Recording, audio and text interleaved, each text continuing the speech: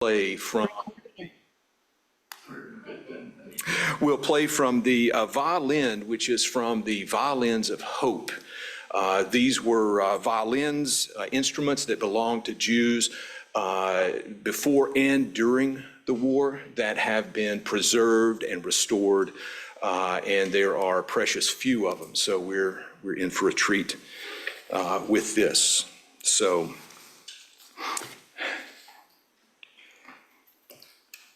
Commemoration, remembrance. And what we're doing here is honoring those who perished during the Holocaust, the 6 million Jews, the millions of others, to honor those who survive. And unfortunately today we have no survivors joining us. It is getting to be at a point in time where they are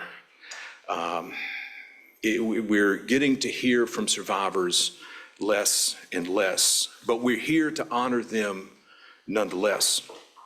In 1980, the U.S. Congress mandated a newly formed U.S. Holocaust Memorial Council to create the museum that is now the U.S. Holocaust Museum, and to coordinate national commemorations of what was called the Days of Remembrance, that is, to honor the victims of the Holocaust.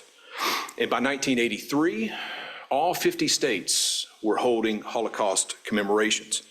Here in Alabama, Governor Wallace created the Alabama Holocaust Advisory Council to coordinate commemorations throughout the state. In 1999, the Alabama legislature created the Alabama Holocaust Commission, which today coordinates commemorations here.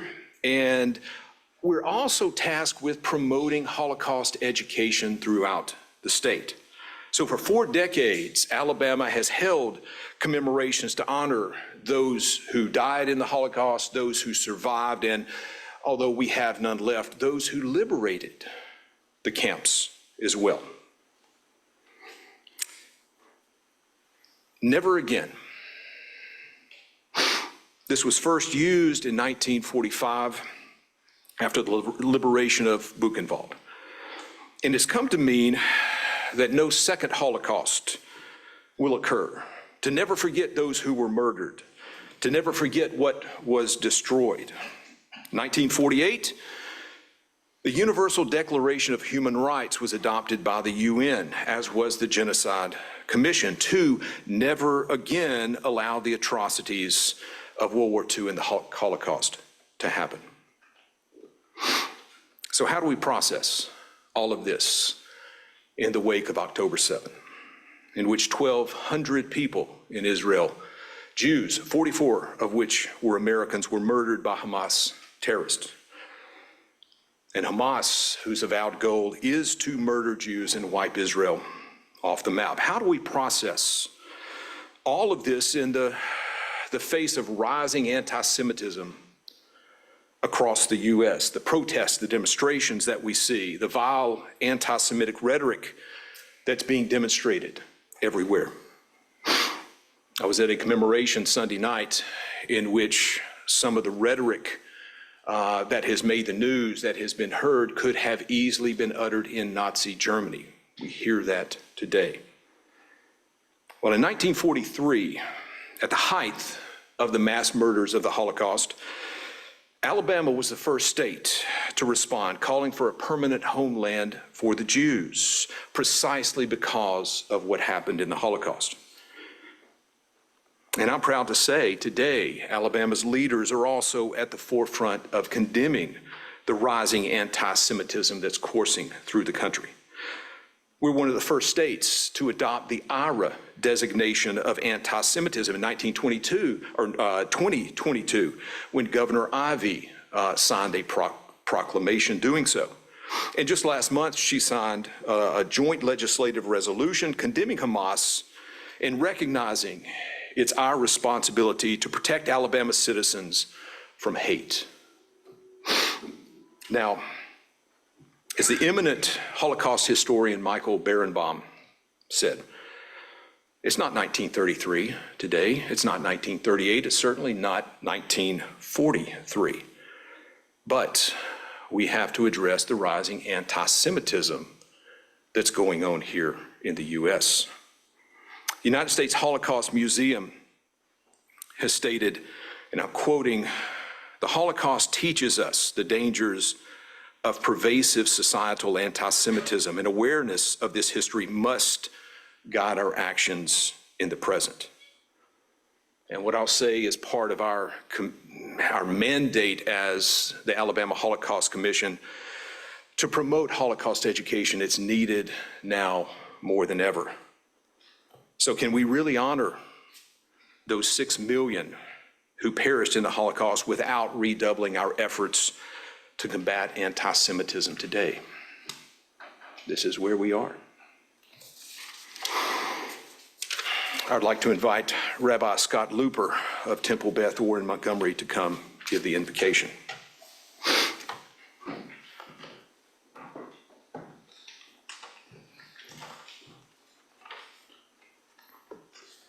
Thank you for the honor. God, who comforts the souls of the bereaved, envelop us in your loving embrace, comforting us in our gathering to remember and mourn the deaths of Jews murdered by the Nazi regime and its collaborators. We are inheritors of memory, our people's tale often one of woe. Our lives give meaning to unrecoverable loss, of family trees absent lines of descent, whole pages blank. Our words are echoes of songs once sung in celebration. Today, they remind of greatness loss, creativity and achievement vanish, family but a remnant, hope, our only word. The Jewish psyche is fragile, yet incredibly resilient. We live. Comfort us, O God, as we remember.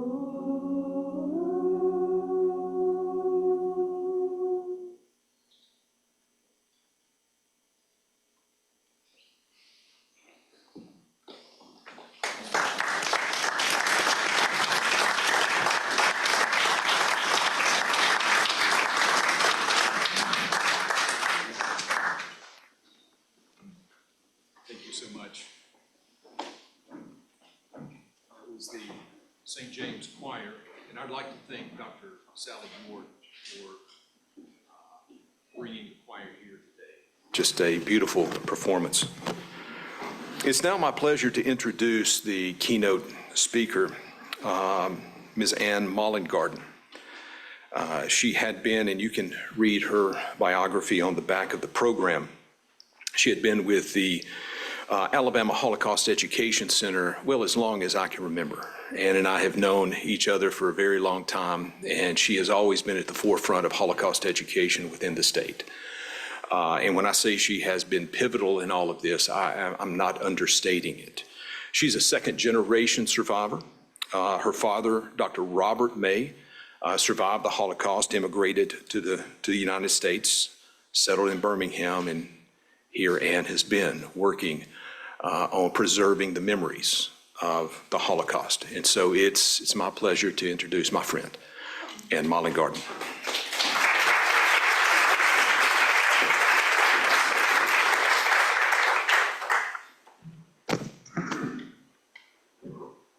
That's not the first slide.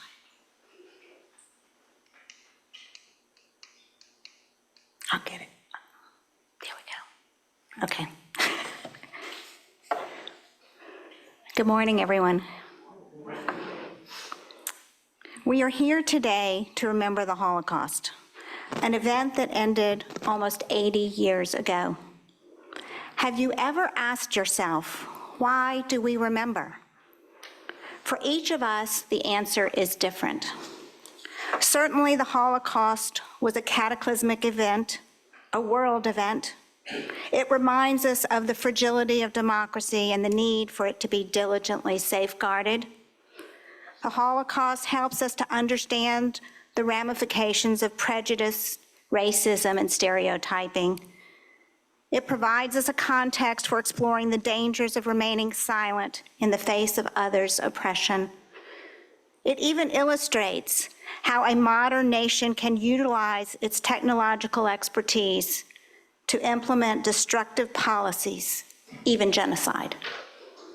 As a commissioner with the Alabama Holocaust Commission, I have a duty to remember. As a retired educator and now researcher with the Alabama Holocaust Education Center, I remember because of the survivors who have entrusted me with their stories, who mentored me and became my personal friends. But most importantly, I remember because I am the child of a survivor. My father, Robert Marcus May, was a Holocaust survivor. His story begins in Camberg, Germany, just outside of Frankfurt, where his family had lived for at least 3 generations as proud Germans. Robert's parents were Herman May and Flora Turkheimer May. He had 2 older brothers, Paul and Martin. Robert's grandfather, Meyer May, had fought in the Franco-Prussian War. And his father, Herman May, had served in World War I. The family lived above their dry goods store, founded by and named for Meyer May. Robert used to play marbles with friends in the grassy knoll down the street. His paternal Aunt Emma lived next door. As there was no permanent rabbi, Herman May served as the cantor and spiritual leader for this small Jewish community. After Sabbath services on Saturday mornings, he would open the store for business, because after all, a man had to make a living. Robert started school in 1932, proudly photographed here with his iPad, as he calls it, a slate, board, and pencil with a wet rag to erase. In January of that school year, Adolf Hitler came to power. Robert was a typical German child, shown here in 2nd grade wearing the traditional German lederhosen. My father's world did not turn upside down instantaneously when Hitler came to office. That was the dangerous part. A steady drip of edicts, gradually and then with shocking speed, shrank the sphere of Jewish lives in Germany until those lives could be eliminated. In Camberg, it started with directives from distant Berlin that manifest as boycotts of my grandfather's store, ultimately causing economic hardship for the family. Shortly afterwards, Kring's grocery across the street would no longer sell to Jews. Robert used to play with their daughter, Annalise. My father's elementary school, there it started with the Nazi propaganda taking physical form, as my father's friends donned the uniforms of the Hitler Youth. He too wanted a spiffy brown uniform and a dagger like the other boys. He wanted to go to the Hitler Youth meetings, but as a Jew, he was not allowed. Those were the same friends that he used to play marbles with, but now they would no longer come to his house or even associate with him. My father vividly recalls the mayor's sons chasing him home after school, taunting him with calls of dirty Jew. He proudly fired back, calling them dirty Nazis, but his father scolded him for that and told him to keep quiet and not make matters worse. For the non-Jewish community of Camberg, each edict restricting Jewish life was tolerated. After all, as my father has said, it wasn't happening to them. Very few spoke up, and that was the danger. Before long, a small rock slide had become an unstoppable avalanche. Education had always been a priority in the May family. So when my father could no longer endure the taunting by his classmates in Camberg, it was arranged for Robert to attend a Jewish day school in nearby Frankfurt called the Philanthropine. Aunt Emma agreed to serve as Robert's surrogate mother, and they could live in a luxurious apartment that had been vacated by his paternal uncle, Gustav Druller, who had recently moved to Amsterdam to escape the Nazis. My father was 10 years old. Posh school, posh apartment, no parents, sounds ideal. But the truth was that Robert struggled to keep up with the advanced academic curriculum. And even though he had escaped the anti-Semitic torments of Camberg, he never felt he fit in with the big city classmates, and he missed his family. November 1938 brought the Night of the Broken Glass, commonly known as Kristallnacht. In Frankfurt, Robert's school and synagogue were burned, while he and Aunt Emma were roaming the streets. Their second-floor apartment was ransacked, while those of their non-Jewish neighbors remained untouched. In Camberg, Robert's parents had been warned. They spent that cold November night hiding in the Jewish cemetery outside of town. The family's store and home were destroyed. Nazi stormtroopers destroyed the synagogue in Camberg too. A chain was wrapped around the wall that housed the Holy Ark. That chain was tied to a truck, and when the wall was pulled out, the roof collapsed. Whatever hope my grandparents had of waiting out the Nazi storm expired that night. All wheels were put into motion to get out of the country. Another of my father's uncles, Sigmund May, had emigrated to Amsterdam from Frankfurt in 1937.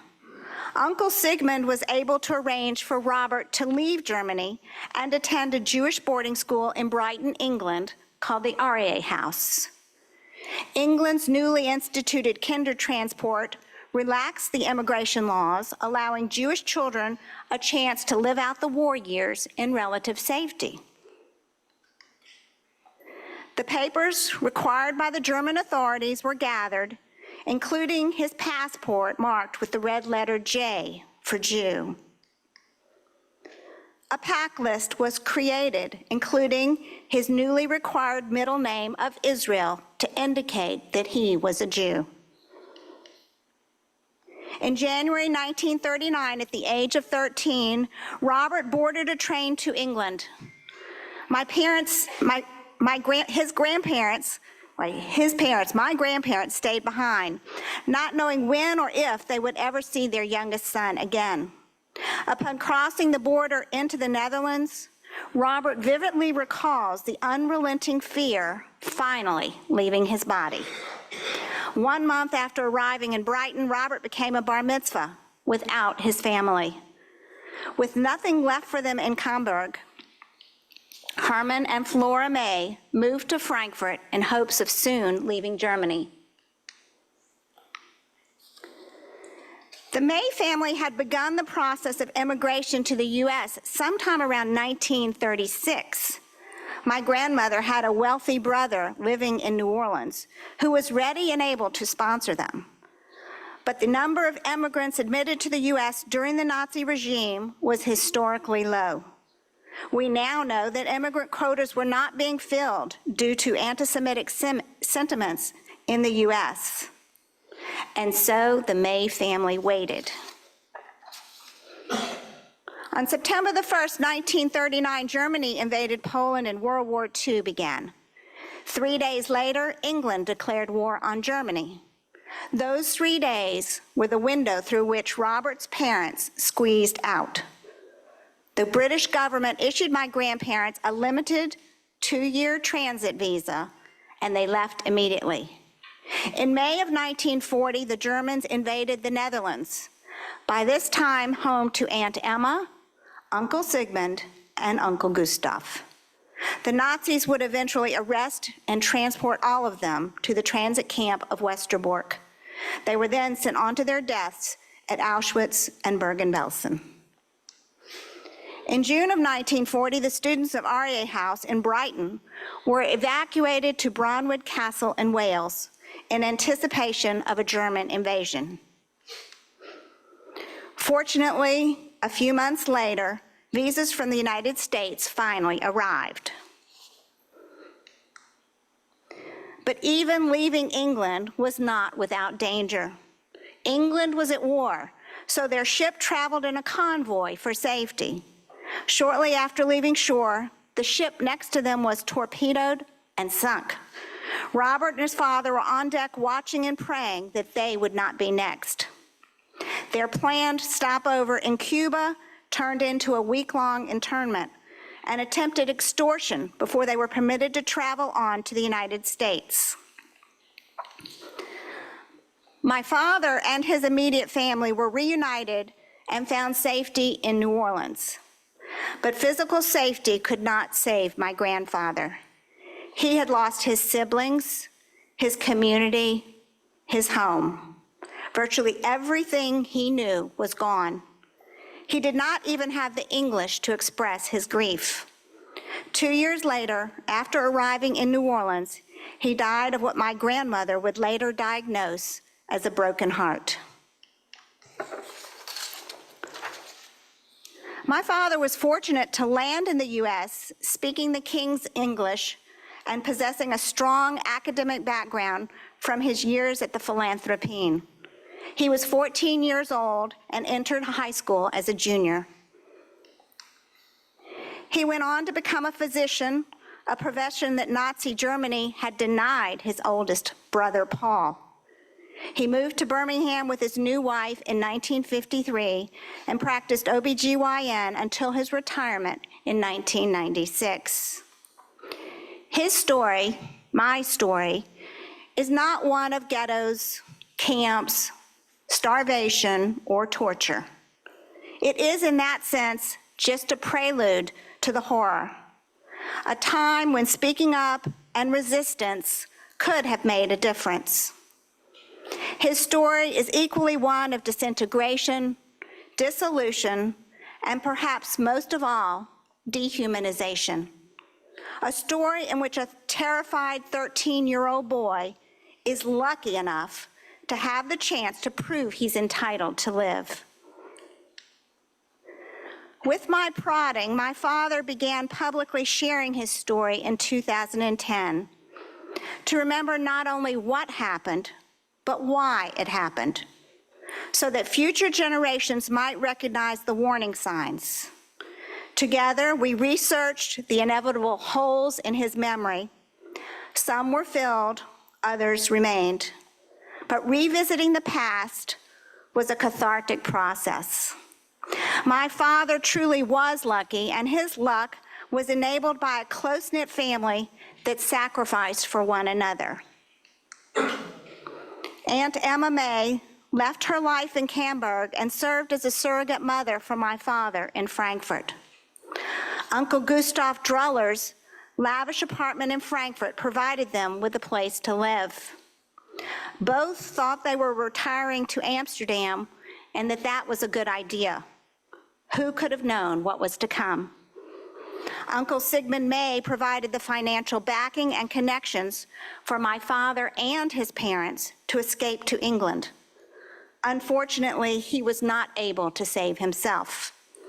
Another uncle, Max Turkheimer, provided refuge in Milan for Robert's brother Martin before Max too became a victim. Today I tell my father's story so that no one need to tell it again. I tell it so that no one need have such luck. So please join me and let us all remember.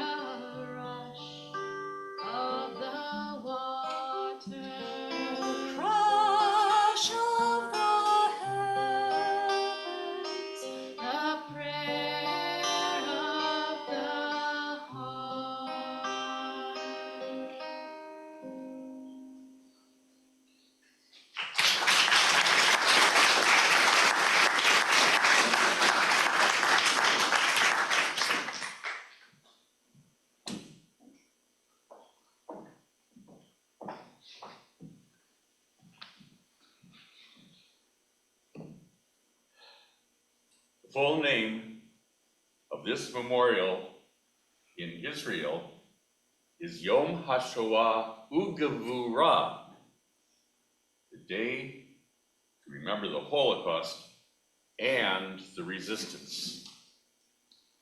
This song that I'm going to share with you, a little bit in Yiddish, mostly in English, became the anthem of the Jewish resistance throughout Europe.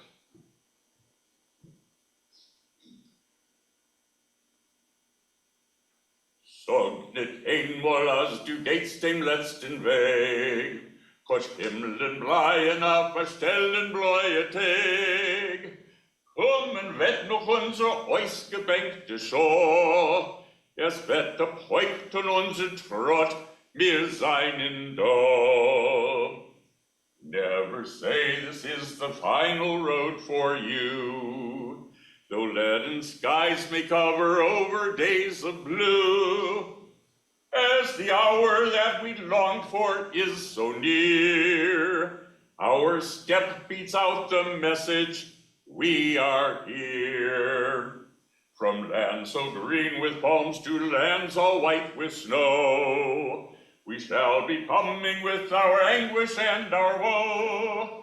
And where a spurt of our blood fell on the earth, there our courage and our spirit have rebirth. This song was written with our blood and not with lead. It's not a little tune that birds sing overhead. This song a people sang amidst collapsing walls. With grenades in hand they heeded to the call. To sognet einmal du gehst dem letzten Weg. Gott himlen bleien auf a stellen bläue Tag. Men wird noch unser ausgebänkte Show. Es wäre Päupt und unser Trott, wir seien da. Es wäre Päupt und unser Trott, wir seien da. Never say this is the final road for you. Though leaden skies may cover over days of blue, as the hour that we long for is so near, our step beats out the message, we are here. As the hour that we long for is so near, our step beats out the message, we are here.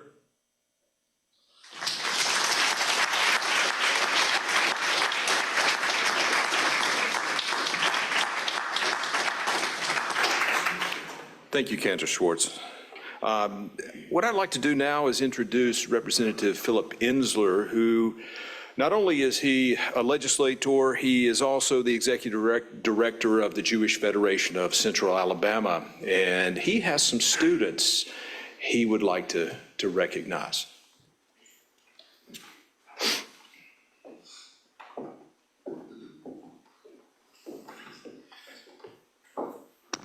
Good afternoon, or good morning.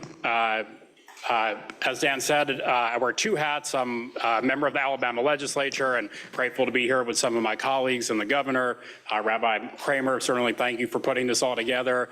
But my other job is I'm the executive director of the Jewish Federation of Central Alabama. And one of the main things we do is Holocaust education and working with young people to make sure that they are exposed and learning. And in a day of tweets and TikTok and all sorts of shorter ways of doing things. We had a few students here in the Montgomery area that submitted essays, so they did the hard work of reading, researching, and writing to convey some of the messages that were shared just earlier. So we're going to present them with certificates, and I think some are here. Some of the teachers who helped and sponsored them are here, and then perhaps some of their parents. So to start, we have Samuels. Do we have a Samuels that's here? Yeah, come on up, and if we give them each a round of applause in their way.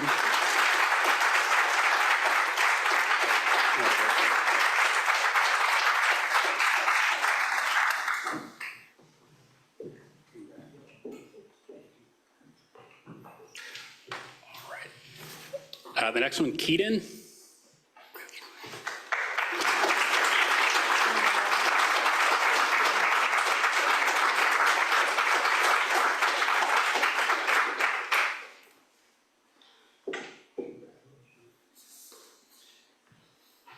And the last one, we have Campbell.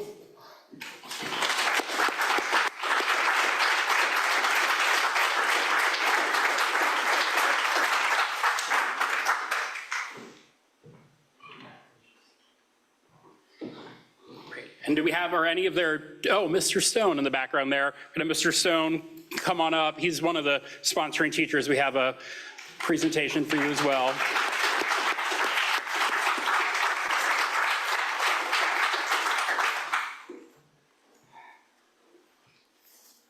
And do we have either a Free or Riello here? Any other teachers? Yep, come on up. Okay.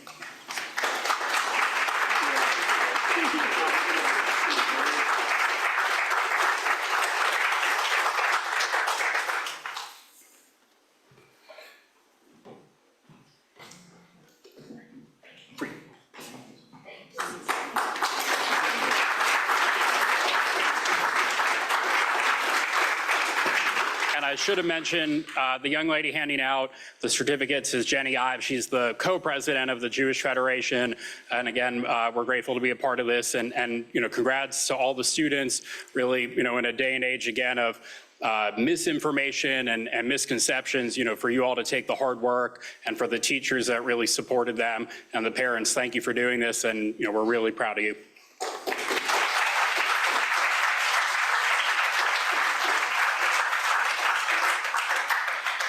Thank you, Phil. Now, at this point, it is my honor and my privilege to introduce Governor Kay Ivey. And as I mentioned, she has been a strong voice, an outspoken voice against anti-Semitism and for what we do here at the Holocaust Commission. Governor Ivey.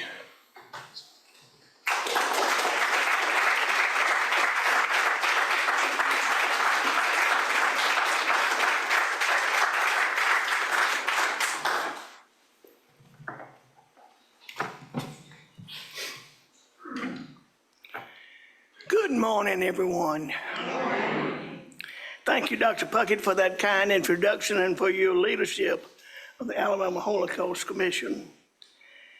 Before I begin, please join me in pausing for a moment of silence to remember the men, women, and children who suffered the unspeakable horrors of the Holocaust.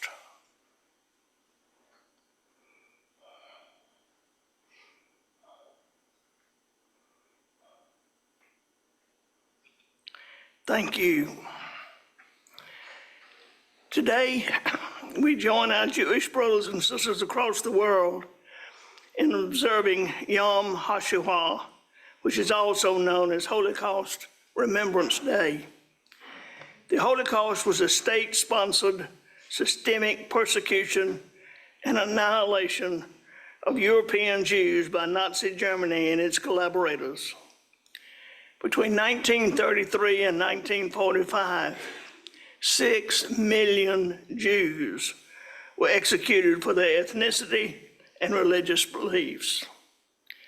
Today, nearly 8 decades after the Holocaust, the tragedy of those dark days has not faded. It is mankind's perpetual obligation to remain vigilant against ethnic hatred and religious persecution. Sadly, the need to stand strong and firm against such evil is as urgent today as it was over 80 years ago. I'm sorry to say that in 2024, anti-Jewish discrimination in America has jumped nearly 400%. Jewish students at universities across the country have been threatened and attacked by angry mobs at a level not seen in many years. Last week, I joined 26 other Republican governors in speaking out against such despicable acts. America has a strong history of supporting Israel, and now more than ever, it's important we stand in solidarity with the Jewish community against horrific acts of anti-Semitism, religious bigotry, and terrorism, both in our country and around the globe. As the governor of Alabama, I'm proud to note that our state has a uniquely close bond with the Jewish people. Alabama was the first state to call for the establishment of the nation of Israel over 80 years ago. And in 2019, we were first to recognize Jerusalem as the eternal, undivided capital city of Israel.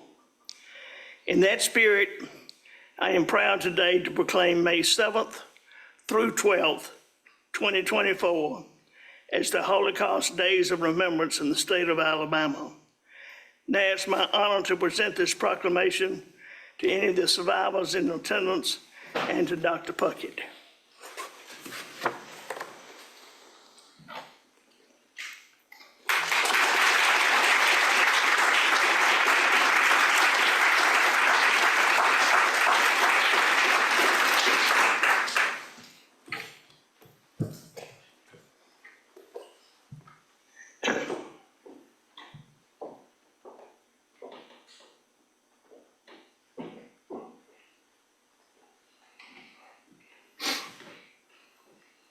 Thank you, Governor Ivey.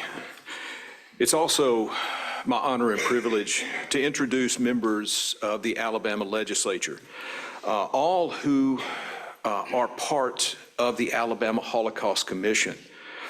Senator Jabbo Wagner, Representative Danny Garrett, Representative David Faulkner, and Representative Philip Insler all serve on the Alabama Holocaust Commission, and like Governor Ivey, have been outspoken in their opposition to anti-Semitism, and I can't say enough about their support for Holocaust education throughout the state.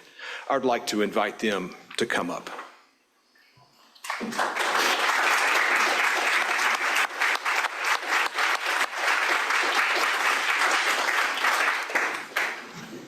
Hi, I'm David Faulkner, and as Dan said, a member of the Alabama Holocaust Commission, a member of the Alabama legislature since 2014.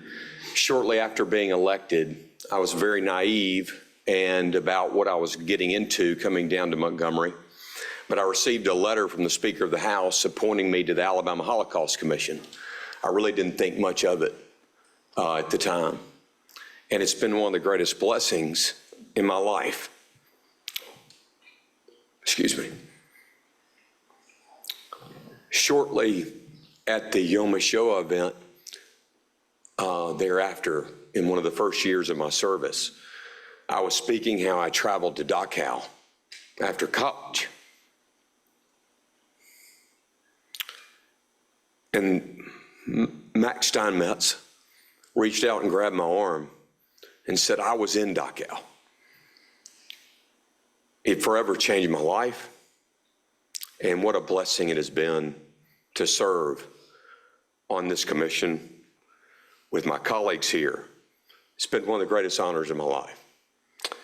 We began inviting the survivors to the legislature after this ceremony, and we pass a resolution every year, and I will read the resolution that the legislature has passed.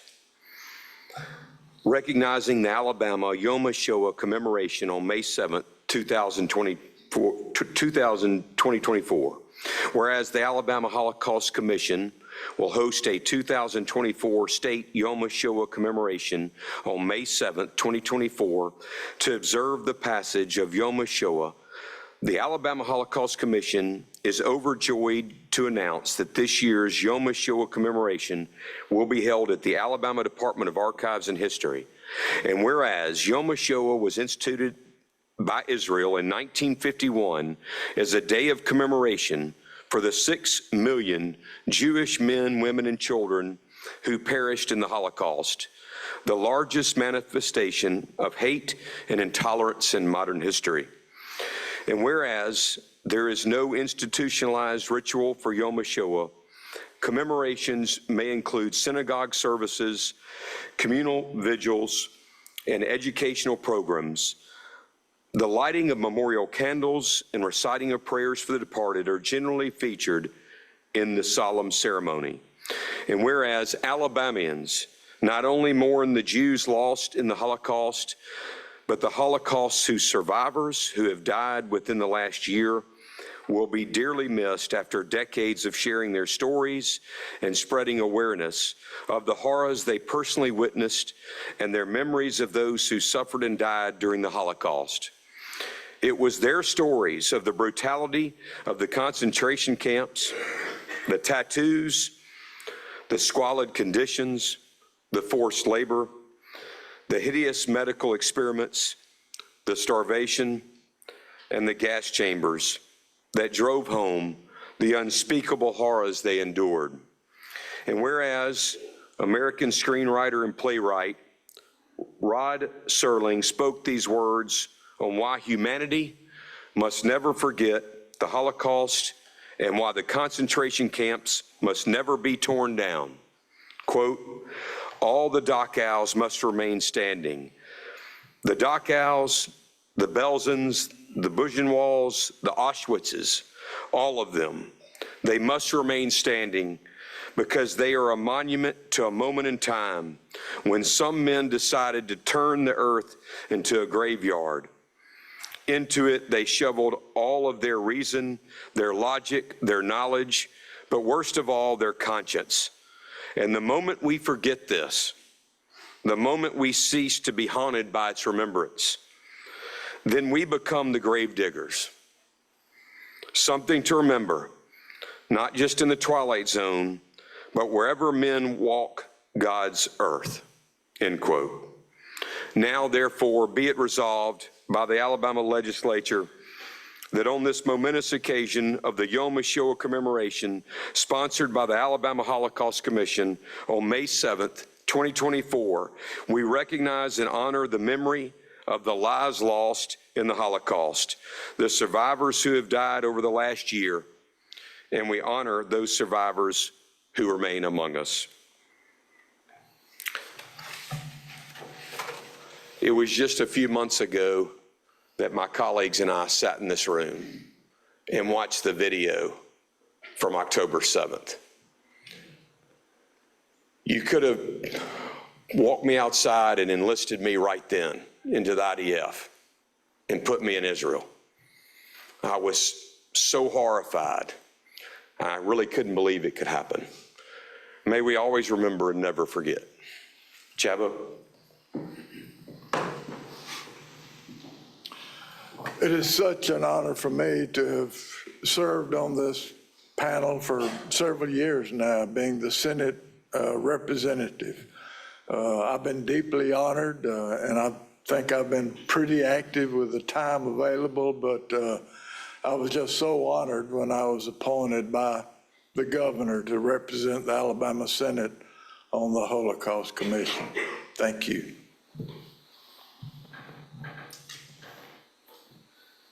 Like my colleagues, I'd like to express my appreciation to Governor Ivey for giving me this opportunity to serve on this Holocaust Commission. My grandparents lived in Memphis next door to a Holocaust survivor. As a child, I used to go visit Mrs. Schiffman, and she would share stories about her life, and that impacted my life as a young child. So today, as always on this day, I want to remember the memory of Bertel Schiffman.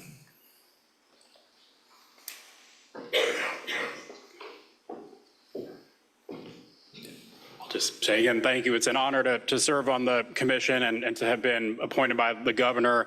And I know that at the legislature and as a commission, we're committed to making sure that in Alabama that no one is excluded or treated differently because of who they are. And we're committed to making sure that Holocaust education continues for many generations to come.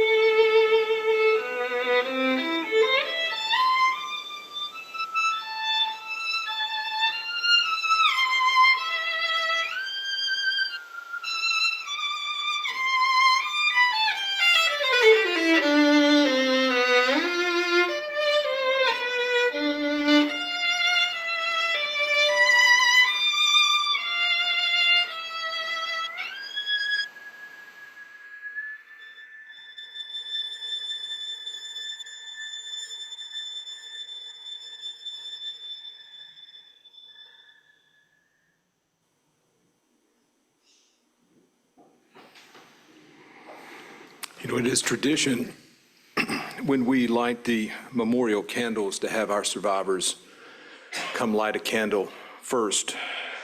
But this is the second year in which we've had no survivors be able to attend.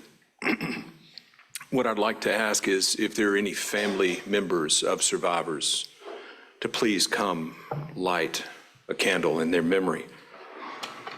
These candles symbolize the 6 million Jews who were lost and the millions of others who were lost. So.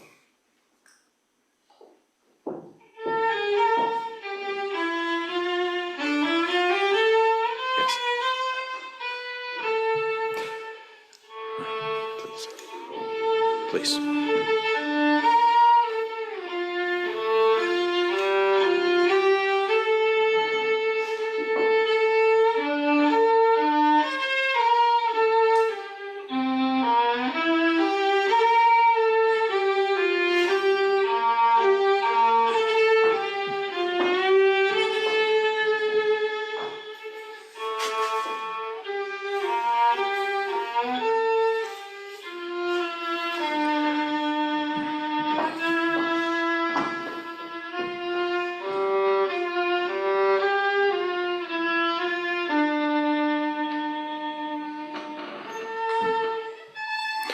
I'd also like to ask if anyone else would like to light a candle in the memory of those lost in the Holocaust, please come forward.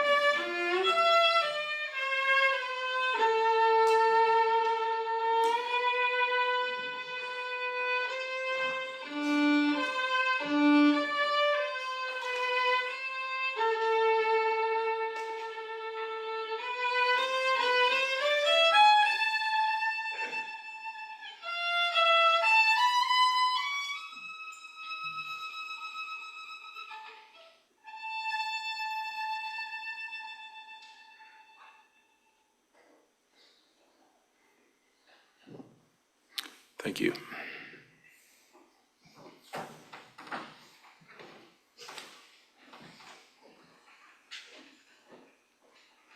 If you're comfortable doing so, I'd like to invite everyone to rise for the memorial prayer.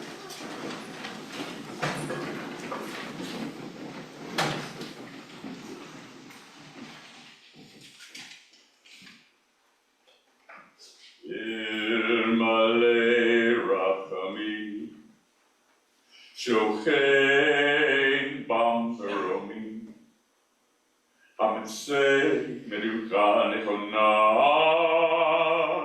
tachat ganfei hashechina, b'ma'alot kedoshim, otiorim, kezohar harakia mazhirim, lenishmot kol acheinu b'nei Yisrael, shenitbechu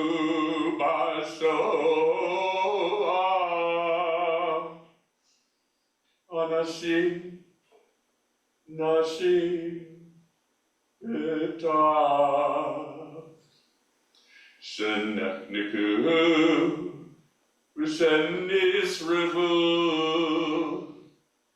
V'shenergu, Shemasru enavsham al kiddush Hashem. Began Eden tehemenuchatam Ana balarachamim Asireim b'seder genavecha leolamim Utzror b'tzror achayim and Nishmotehem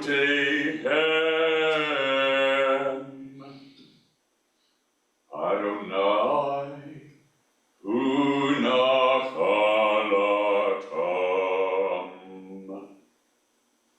V'yanuchu v'shalom al mishkevotehem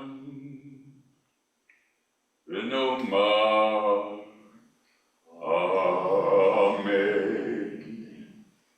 Exalted, compassionate God, grant perfect peace in your sheltering presence among the holy and the pure, whose radiance is like the heavens.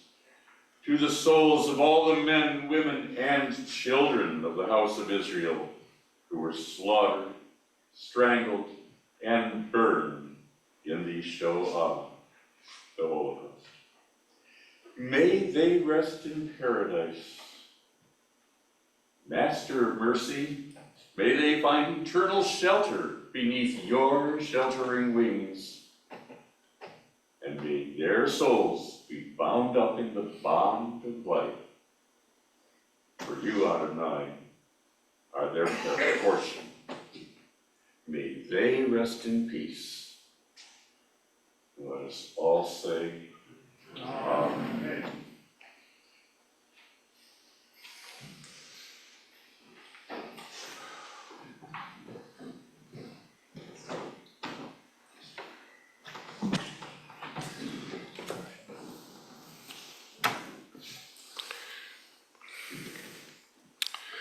When Jews mourn either for a recent loss or for an annual reminder, we recite the mourner's Kaddish. This prayer is not a funeral hymn, but an affirmation of God's everlasting presence and dominion, praising God's existence and creative love. It is in this spirit that we pray the Kaddish, remembering the victims of the Holocaust. We also pray for the survivors, whose faith in life enabled them to rebuild in other countries their shattered lives, their destroyed worlds. Joining together, they brought about new life, they raised new families in new lands, in defiance of absolute terror and despair and invincible hope. Exalted by that spirit of life-giving and faith, we pray today. So we will remain standing for a special Kaddish written for the Shoah. Yitgadal Auschwitz, v'yitgadash Lodz, Shmei Rabbah Ponar, Bioma Divra Chirutei Babi Yar, V'yamlich Malchutei Majdanek, B'chayechon Uv'yomechon Birkenau, Uv'chayei D'chol Beit Yisrael Kovno, Ba'agala V'zman Kariv Janowska, V'imeru Amen. Yehei Shmei Rabbah Mevarach Le'olam Olmei Almaya Yitbarach V'yishtabach Theresienstadt, V'yitba'ar V'yitromam Buchenwald, V'yitnaseh V'yitadar Treblinka, V'yitaleh V'yitalal Vilna, Shmei D'Kudisha Barichu Bergen Belsen, Le'elah Mahausen, min kol birchata v'shirata, Dachau, tushbachata v'nechamata, Minsk, da'amiran bi'alma, Warsaw, v'imru amen, yehi shlama rabba min shemaya, v'chayim aleinu v'al kol Yisrael v'imru amen, oseh shalom b'ramav, hu yaseh shalom aleinu v'al kol Yisrael v'imru amen. You may be seated.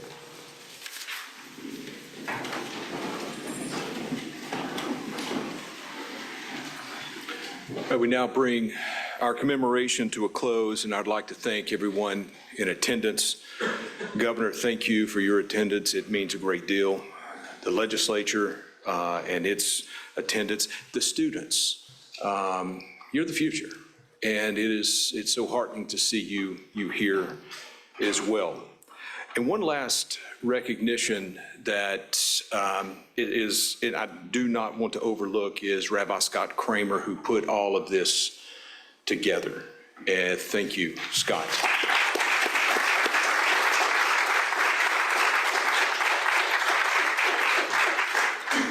As we depart here, there is a lunch for those who would like to partake next door, but we are dismissed. Thank you.